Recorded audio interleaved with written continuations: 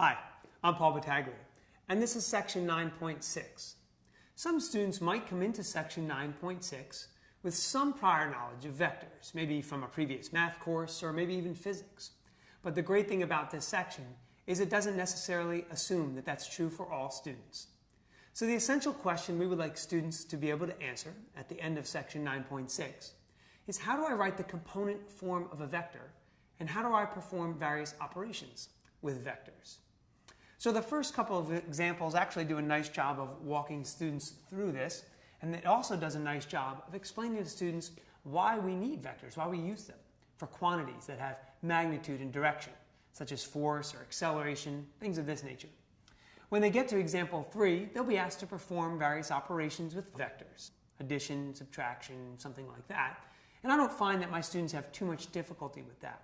Although what does give them some difficulty is actually finding the direction angle of a vector.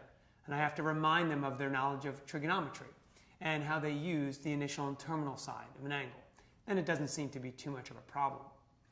As far as mistakes go, I don't see too many. And they actually seem to be okay with this stuff, except there is one notational mistake that we should probably talk about. A lot of times my students will see a vector, let's call it u, and they'll see u and it looks as if it appears inside absolute value symbols. Or really what they're being asked for here is the magnitude of that vector. And so they actually are surprised to find out sometimes that we're just using the distance formula to find this.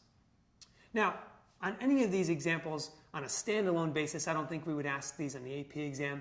It's not until we really get into the calculus components that we see in the next two sections that students will get accustomed to what they might see in my course going forward or on the AP exam itself.